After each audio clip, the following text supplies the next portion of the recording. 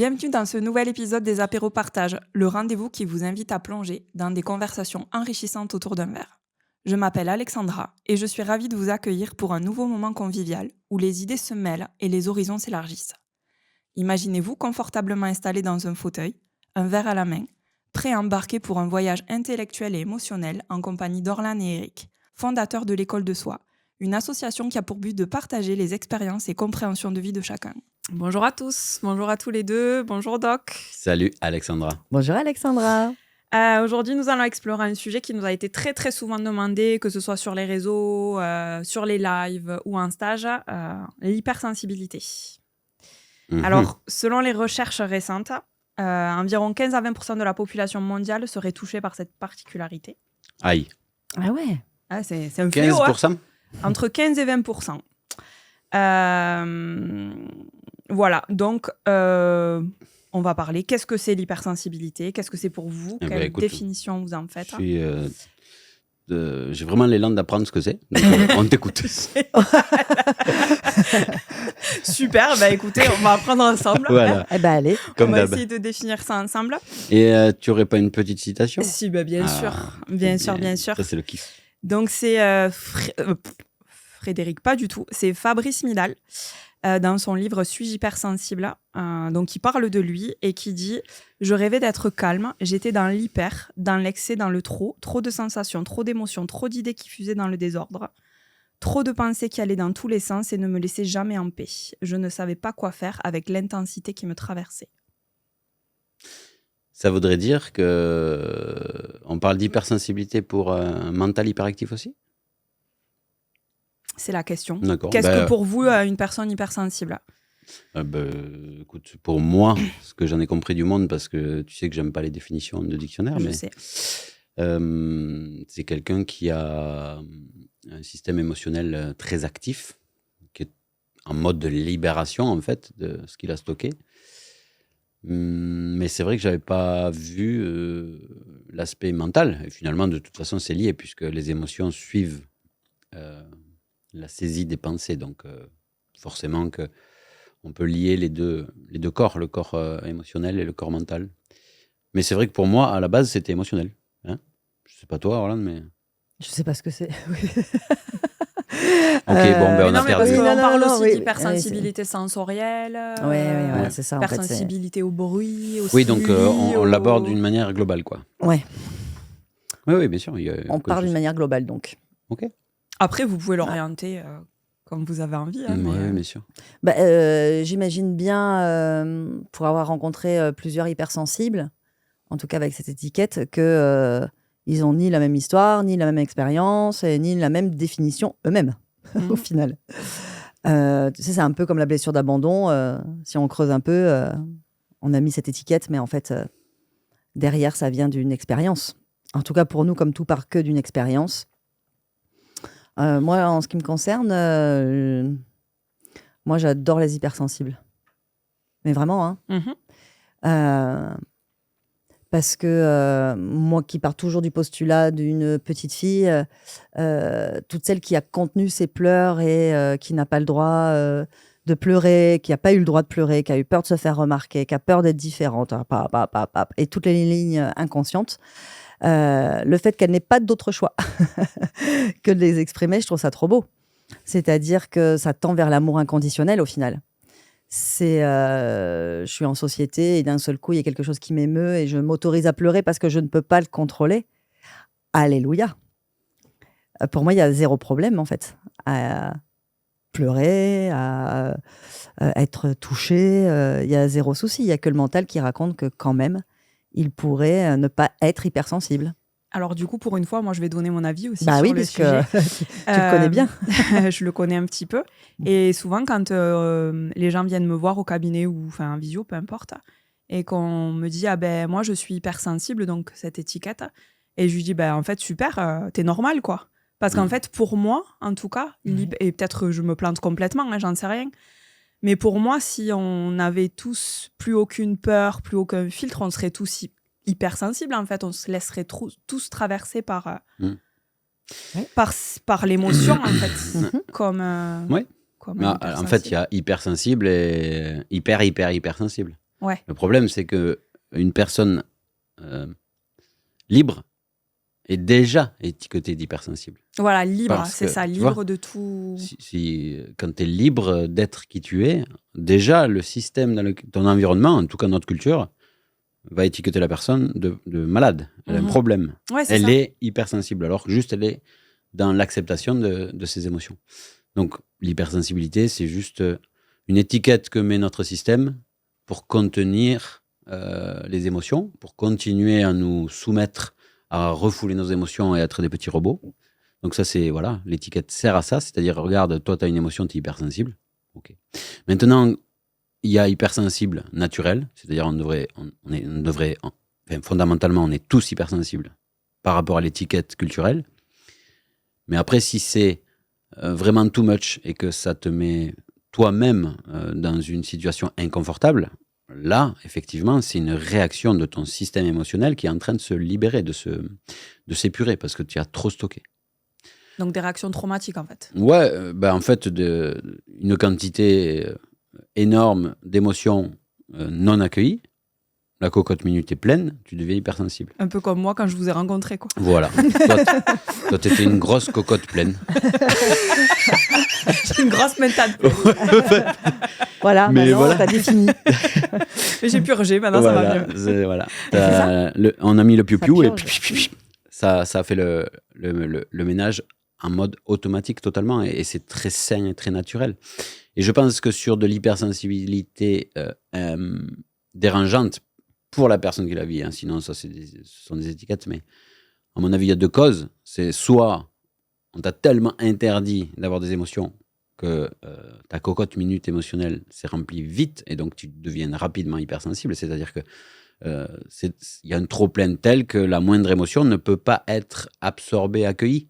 Elle reste en surface et elle fait beaucoup de bruit. Et l'autre solution, c'est que tu as intégré dans ton enfance, finalement, on me calcule, on me reconnaît pour qui je suis, que quand j'ai des réactions émotionnelles fortes. Mon père et ma mère me voient et me sécurisent que quand je suis dans une réaction émotionnelle démesurée. Et donc, ça peut devenir un programme inconscient de la seule solution pour être sécure, c'est de continuer à être dans une perpétuelle réaction émotionnelle démesurée. Donc, c'est deux solutions, à mon sens, voilà, pour l'hypersensibilité émotionnelle, plus. Puisque l'hypersensibilité, ça n'existe pas, c'est juste un état sain et naturel, et versus un système qui veut étouffer notre vérité, étouffer notre unicité, étouffer en fait la vibration que l'on est en vérité et qui s'exprime parfois par des émotions et elles sont toutes normales, saines et naturelles. Donc finalement, merci. celui qui dit non mais moi je suis hypersensible, je pleure devant les films, je pleure quand je vais à la montagne, à la plage, en fait c'est normal quoi. C'est bien, tu stockes pas. Voilà, t'es juste pas en train de te rendre malade comme tous les autres qui ont cru qu'une émotion c'était négatif, que c'était pour les faibles, c'était à contrôler. Non, c'est faux. On peut pas contrôler ad vitam aeternam une émotion. À un moment donné, la cocotte pète et ça fait de l'hypersensibilité ou un burn-out ou une dépression ou un bug astronomique dans la tête. Oui, puis pour moi c'est toujours pareil. C'est du coup, et ça serait quoi le problème d'être hypersensible en fait? C'est la question que je pose souvent. Ouais, tu vois, c'est oui, mais du coup, je me sens rejetée, pas comprise. Donc, si je me sens pas comprise, c'est que je crois que les autres devraient le comprendre. S'ils ne l'ont pas vécu, ils ne peuvent pas le comprendre. Donc, tu peux, toi, te comprendre et être en accord, en fait, avec ça. Et du coup, ça devient pas un souci que d'aider le système à vraiment, ouais, c'est ça, épurer. Si ça pleure, en fait. Et c'est pour moi toujours l'idée de... vraiment, hein, moi, j'ai vraiment l'idée de m'aimer, qu'on m'aime, même avec ça. Et, voilà, je suis hypersensible, j'assume. Alors, je peux pleurer à n'importe quelle minute, n'importe quel instant. Je peux m'effondrer quand je vois des images. Je trouve que tu es plus proche de ton humanité que d'essayer de contrôler et de pas pleurer, quoi. Donc finalement, oui, c'est très sain. Mais vraiment, l'idée de... Déjà, nous, en tout cas, ce qu'on n'aime pas, c'est les étiquettes. Pourquoi ? Parce que quand j'achète une Clio, je vois toutes les Clio. Quand je dis que je suis hypersensible, je grossis, en fait. Parce que parfois, tu vas être hypersensible sur un sujet et carrément hyposensible sur un autre. En fait, on est toujours les deux. Tout le temps, on est dans un monde duel.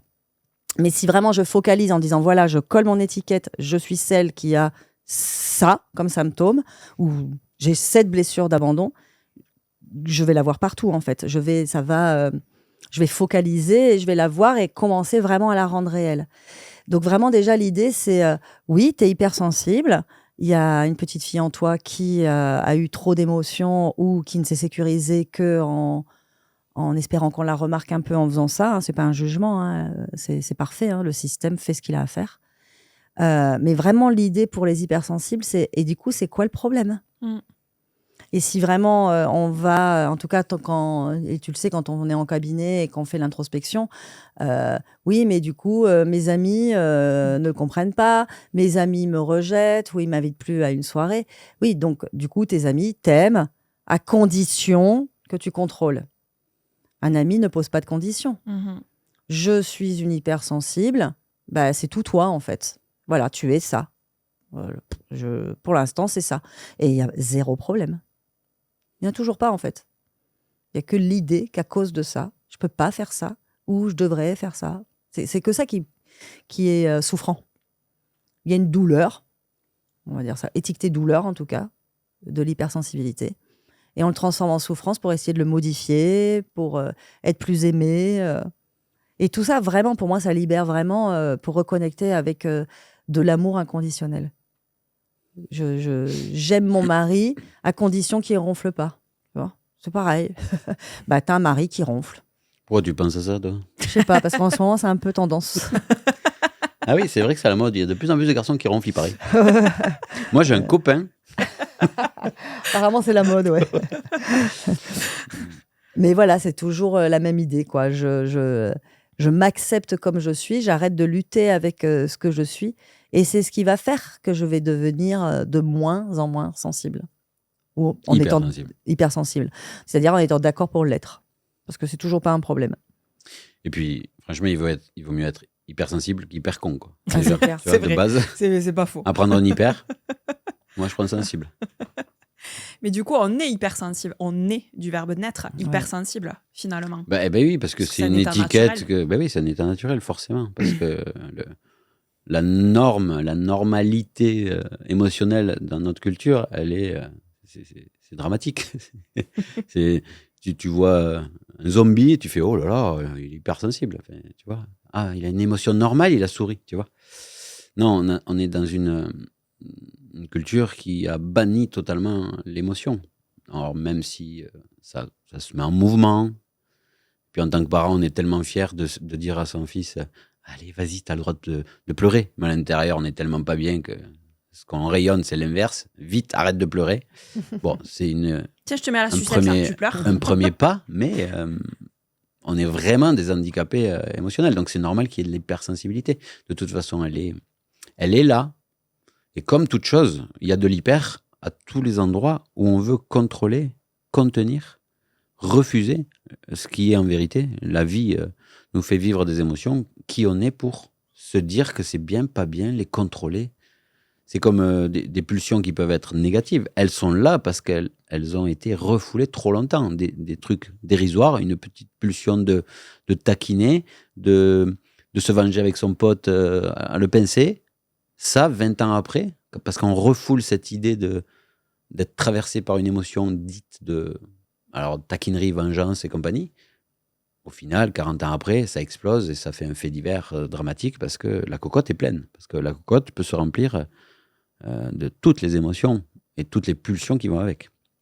Donc, merci aux hypersensibles d'avoir fait ce choix fou au niveau de l'âme de faire cette expérience parce qu'en fait, ce sont des modèles pour tout le monde. Ils mettent en mouvement tout ça.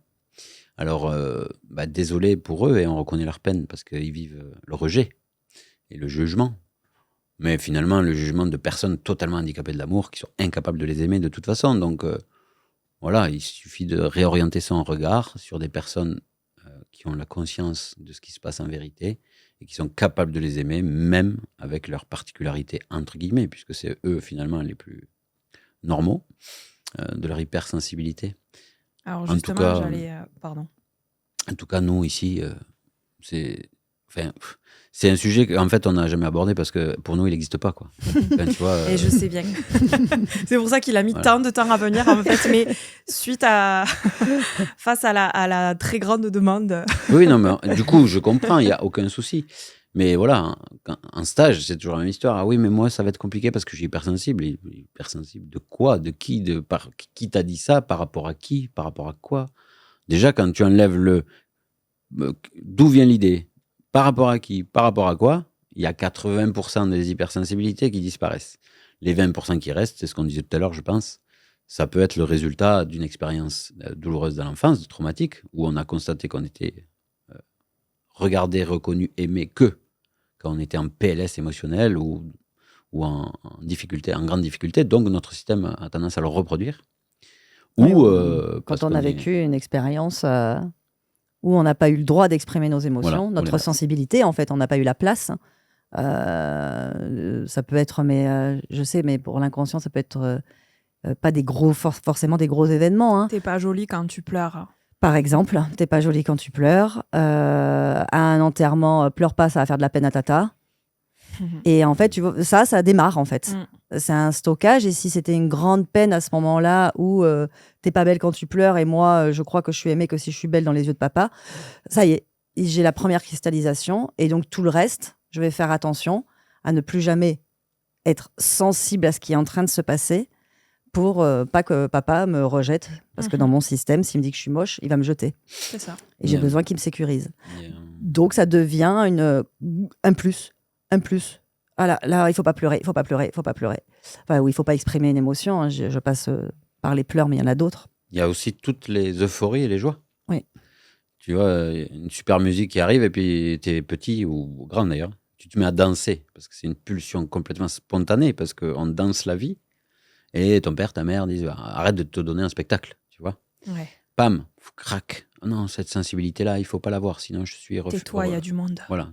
Ne fais pas de bruit. N'exprime pas ta joie trop fort.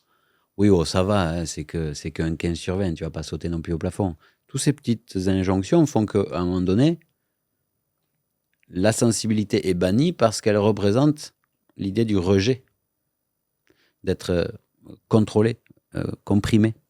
Donc, hypersensibilité égale non-amour, hypersensibilité égale poubelle, jusqu'au jour où la cocotte est pleine, et ça sort pour les 15 ans qui ont été refoulés. Et ça fait des hypersensibles. Et c'est...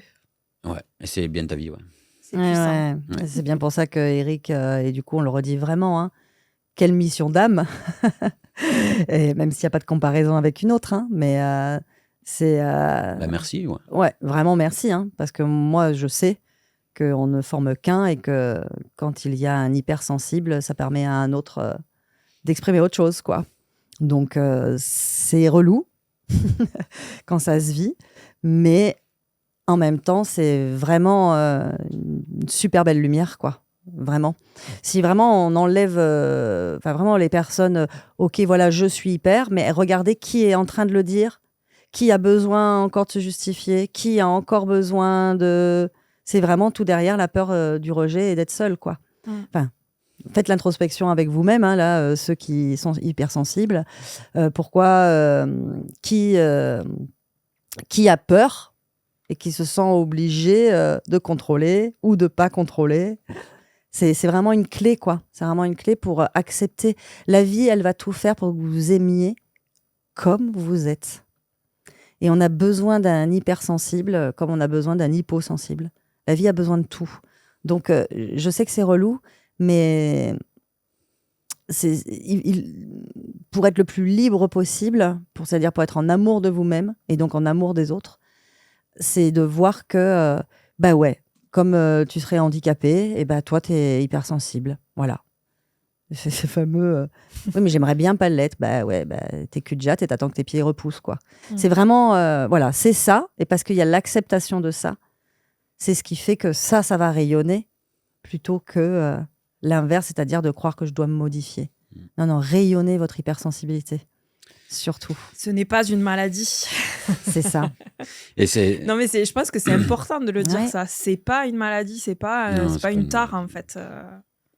Mais on peut parler aussi de la pensée qui émerge pour ceux qui ne le sont pas. Et la pensée qui émerge, et j'allais justement dire quel impact ça a dans les relations avec l'autre, en fait. Qu'est-ce que... Oui, c'est dans l'inconscient collectif, tu vois une hypersensible, la pensée qui va émerger, c'est « Oh, c'est relou, c'est too much ». Ouais, moi, il en fait des caisses. Ouais, c'est trop. ça. Ouais. T'es trop. Moi, j'ai entendu souvent « t'es trop », en fait. Ouais. Trop dans tout. Ça s'arrête jamais, t'en fais des tonnes, finalement, on peut pas te parler. Et en gros, qu'est-ce qu'il y a derrière toutes ces pensées ? Pourquoi on les saisit ? Comme toute pensée, on les saisit parce qu'on a peur d'aller gratter plus profond. Et qu'est-ce qu'il y a plus profond ? L'agacement de se sentir emprisonné dans un corps émotionnel complètement bloqué. L'agacement de... Chez l'autre, celui qui n'est pas hypersensible. Ouais, celui qui juge l'hypersensibilité comme un problème, c'est que lui, il est tellement agacé de ne pas se permettre la moindre émotion. Parce qu'on peut se dire, non, mais c'est bien, moi, t'inquiète, je contrôle mes émotions, je pleure jamais, bon, bref. Mais derrière cette histoire que le mental se raconte, il y a un être qui sait très bien que c'est une galère et que c'est pas du tout une histoire de liberté, là. C'est un emprisonnement. Ne pas avoir le droit d'exprimer ses émotions n'est pas naturel et n'est pas sain. C'est une conséquence de la peur de ne pas être aimé. Donc, quand tu vois un hypersensible qui, bon, certes, il n'a pas le choix, mais ça lui renvoie finalement son incapacité à être libre. Et c'est pour ça que ça agace un hypersensible. Ça n'a rien à voir avec le bruit qu'il fait, le fait qu'on puisse communiquer ou pas. Ça, c'est une histoire qu'on superpose dessus. Parce que, en fait, avec d'autres personnes, il y a des fois où on supporte 10 fois plus, sous une autre forme, ou parce que on n'a pas cette étiquette d'hypersensible. Donc, ce qui nous fait peur chez l'hypersensible, c'est ce que ça renvoie chez nous. Et ce que ça me renvoie, l'hypersensible, c'est « Waouh, mais jamais j'oserais m'autoriser 1/1000 de ce qui s'autorise, en fait. » Même si tout est faux, puisque lui, il ne s'autorise pas, il vit la vie qu'il a, et moi, je ne peux pas faire mieux, puisque je vis la vie que j'ai. Mais l'histoire qui se raconte, c'est que c'est insupportable de voir quelqu'un de libre, alors que je ne le suis pas. Et ça, c'est systématique. Donc, c'est agaçant. On en fait une maladie. Pourquoi on en fait une maladie ? Parce que la majorité est handicapée de l'émotion et l'a refoulée depuis sa naissance. Et c'est ce qu'on a appris. Donc, si la majorité gagne, c'est ce qu'elle fait. On a étiqueté l'hypersensibilité de problème. Comme ça rassure la majorité qui ne l'est pas. Bravo les évolués. J'espère qu'un jour, la conscience va évoluer. Ça évolue, ça évolue. Ouais, ça évolue. Mais ça évolue grave. Mais en tout cas, merci aux hypersensibles. On reconnaît la peine de tous ceux qui jugent les hypersensibles. On reconnaît votre peine parce que vous n'avez pas le choix. Mais sortez-vous les doigts, allez leur faire des câlins et arrêtez de faire croire que c'est une maladie. On a eu une question tout à l'heure, on était en live avant le tournage. D'ailleurs, c'est les gens sur le live qui ont choisi le thème de cet apéro partage. C'est toute beauté. Et il y a une question qui est ressortie. Est-ce que l'hypersensibilité, donc du coup l'hypersensibilité peut-être, peut amener aux addictions ? L'hypersensibilité. En fait, je peux répondre. Je t'en prie. Oui, vas-y. Comme tout inconfort émotionnel, en fait. L'étiquette d'hypersensibilité ajoute une peur du rejet à déjà des charges émotionnelles qui sont en train de se libérer, donc on ne peut pas contrôler. Donc en gros, je suis ce que je suis, et les gens ont étiqueté que je suis un problème. Donc pour fuir cette peur-là, effectivement, on peut plonger dans n'importe quelle fuite, et on sait que comment fuir d'une charge émotionnelle, la meilleure solution, c'est une addiction. Donc on va chercher une forme d'intensité sensorielle ailleurs pour ne pas être déclenché dans ses émotions et les fuir. Dans le sport, dans le travail, oui, dans bien la sûr, drogue, addiction au sens large. Au sens large, vraiment, parce que... On reparlera des addictions dans un prochain apéro partage. Ouais. Mais il n'y a pas de conséquences, quoi. C'est pas parce que je suis hypersensible que je tombe dans l'addiction. C'est parce que je refuse qui je suis et donc la peur d'être rejeté, etc., que ça va m'amener à une addiction. Mais il n'y a pas ça n'est pas en lien. Il n'y en a pas plus. Oui, c'est pas l'hypersensibilité qui déclenche Non. l'addiction, c'est l'idée que c'est pas normal et que c'est un problème et que c'est une maladie. Donc, qui engendre la peur d'être rejeté, qui engendre l'addiction. Ok. Du coup, comment intégrer l'hypersensibilité dans notre vie quotidienne? Comment apprendre à vivre avec quand on se découvre hypersensible? Comment faire? En étant d'accord. Tout ce contre quoi on lutte, on renforce. Donc, en étant vraiment, le premier tips pour moi, comme d'habitude, c'est oui, pour l'instant, tu vois, moi j'ai toujours la temporalité pour pas le projeter dans le futur. Pour l'instant, là, aujourd'hui, là, maintenant, dans mon présent, là, ça raconte que je suis hypersensible. Oui. Et du coup, parce que je l'assume, donc, pas peur d'être rejetée. Si je le cache, bah, c'est une part d'ombre. Donc, elle va toujours, toute ma vie, me pousser pour que je la mette en lumière. Donc, moi, ma technique toujours la plus rapide, c'est de le nommer. Dire, bah, tu sais, en fait, il y a une part de moi, pas moi. On l'enlève, c'est une part de moi.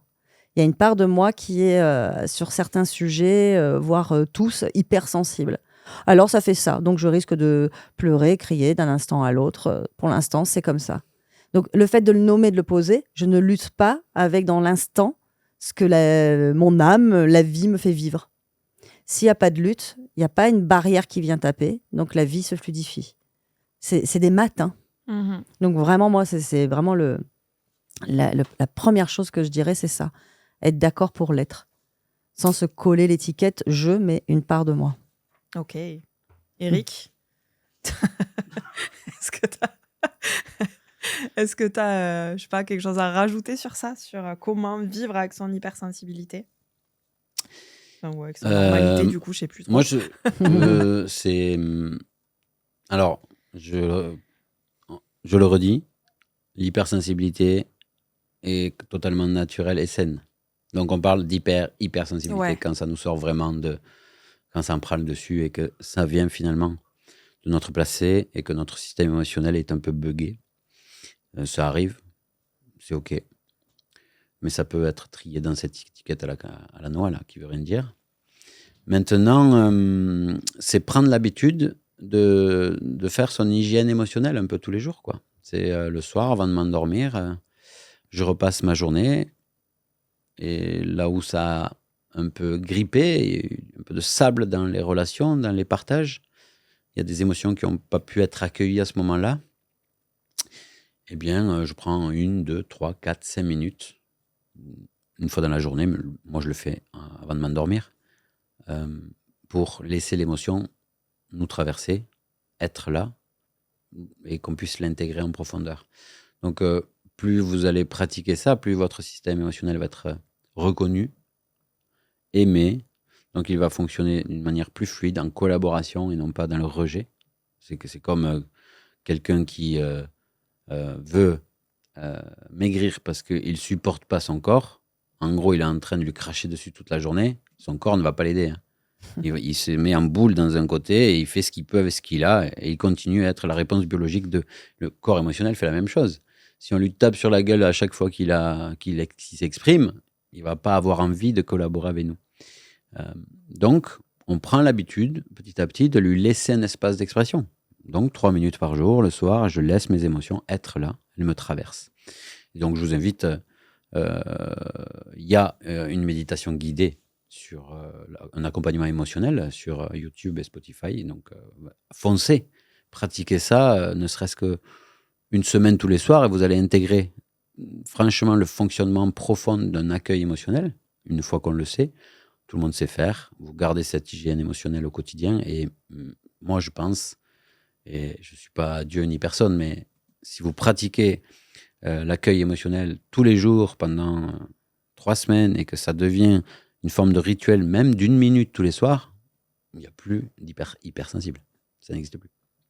Parce que, en fait, c'est un volume fini d'émotions qu'on a dans notre système et il faut bien qu'il soit accueilli un jour ou l'autre. Donc, il faut bien que ça sorte, quoi, tout simplement. Et moi, à mon avis, mon expérience à moi d'accompagnement des hypersensibles, entre guillemets, ben, ça, c'est ma compréhension d'aujourd'hui et je ne vois pas ce qu'il y a d'autre, quoi. C'est pas du tout un problème. le système émotionnel qui dit, là, j'en peux plus, il faut qu'on m'écoute là maintenant. Il faut que je sois accueilli, il faut que je sois respecté, il faut qu'on travaille en collaboration. Arrêtez de me taper dessus, de me foutre dans un coin. Le corps émotionnel, comme tous les autres corps, physique, mental, ils ont 4 ans. Ce sont des petits garçons et des petites filles autour de nous qui essayent de vivre avec nous.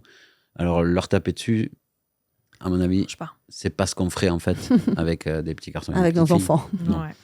Super. Et voilà, donc foutez-vous la paix, laissez vos émotions vous envahir et ça va bien se passer, quoi. C'est normal.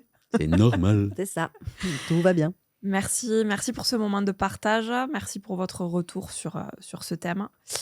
On se retrouve très bientôt pour un nouvel apéro partage. Merci à tous ceux qui nous suivent sur les différents réseaux sociaux. Si ce n'est pas encore fait, allez-y, suivez-nous. Activez la petite cloche sur YouTube pour être au courant. Tiding, tiding, tiding. J'étais sûre que tu allais le faire. Pour être au courant de toutes les nouvelles vidéos.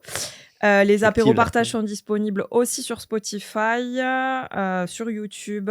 Et puis, merci à tous et à très bientôt pour un nouvel épisode. Merci à tous. Et retrouvez toutes les infos de l'école de soi, les stages et tout sur www.écoledesoi.com.